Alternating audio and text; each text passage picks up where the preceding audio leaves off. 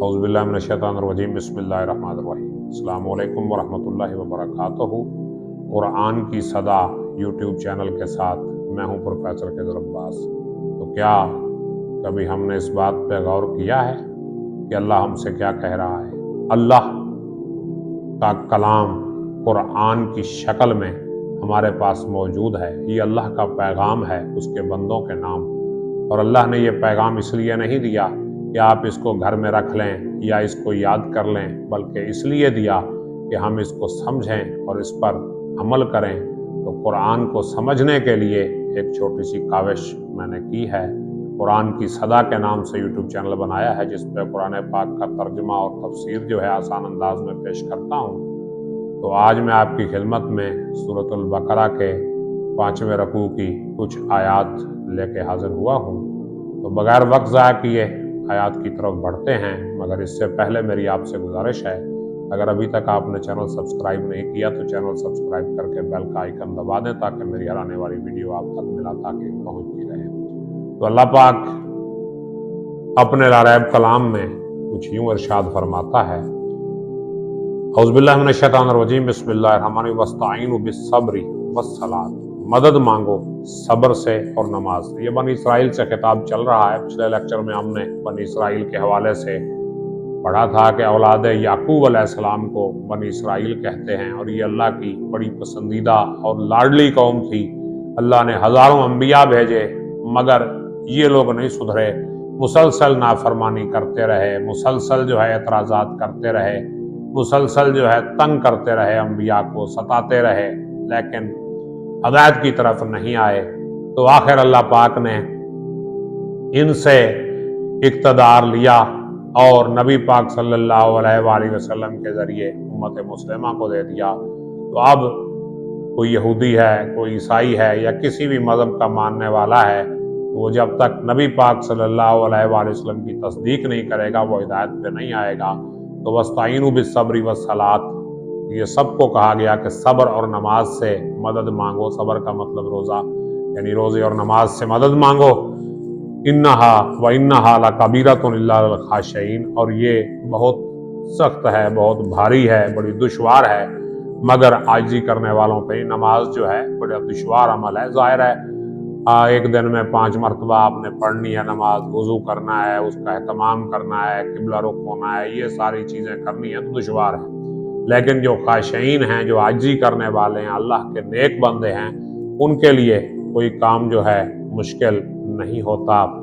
अब उनकी खसूसियत क्या है? अल्लज़ीना, वो लोग यज़ुन्नून, जो ये गुमान करते हैं, अन्नहुम मुलाक़ू रब्बिहिम, के वो अपने रब से मिलेंगे, व अन्नहुम इलैहि राजिऊन, और वो उसकी तरफ लौट के जाएंगे। यानी ऐसे लोग जिन्हें ये गुमान है कि हम क़यामत के दिन अल्लाह पाक से मिलेंगे, उसके सामने हाजिर होंगे और उसी की तरफ लौट के जाएंगे, फिर उनके अंदर खुशू व खुजू पैदा होता है, उनके अंदर आजिज़ी पैदा होती है, और फिर वो नमाज और जितनी भी चीज़ें हैं उनको वो याद रखते हैं। और आगे देखें तो ये फिर बनी इसराइल से खिताब शुरू हो गया।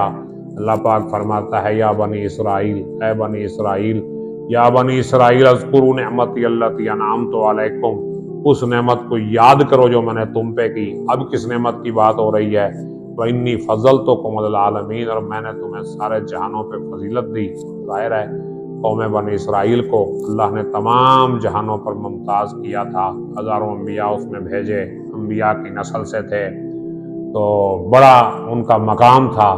वत्तकू यौमन, और उस दिन से डरो, क़यामत के दिन का खौफ पैदा फरमा रहे हैं अल्लाह पाक कि वत्तकू यौमन, उस दिन से डरो, ला तज्ज़ी नफ्सुन अन नफ्सिन शैयन, जब कोई नफ्स किसी नफ्स को बदला नहीं दे पाएगा। हर बंदा अपना जिम्मेदार होगा, अपने आमाल का हर बंदा खुद जिम्मेदार होगा, कोई किसी के आमाल का जिम्मेदार नहीं होगा। वला युक़बलो मिनहा शफ़ाअतुन, ना ही कोई सिफारिश कबूल होगी, वला युख़ज़ु मिनहा अदलुन, और ना ही किसी का बदला लिया जाएगा, किसी से कोई बदला लिया जाएगा। वला हुम युनसरून, और ना ही उनकी मदद की जाएगी। यानी ये सिलसिला जो है नहीं चलेगा। उस दिन से डरो कि क़यामत वाले दिन कोई किसी का बदला नहीं लेगा, कोई किसी की जगह पे इनाम नहीं पाएगा, कोई किसी की सज़ा नहीं भुगतेगा, सब अपने अपने आमाल के जिम्मेदार होंगे। और आगे देखिए बनी इसराइल को अल्लाह पाक जो है अपनी नेमतें याद करवा रहा है। तो अल्लाह पाक फरमाता है वइज़ नज्जयनाकुम मिन आले फ़िरऔन, जब हमने तुम्हें आले फ़िरऔन से निजात दी।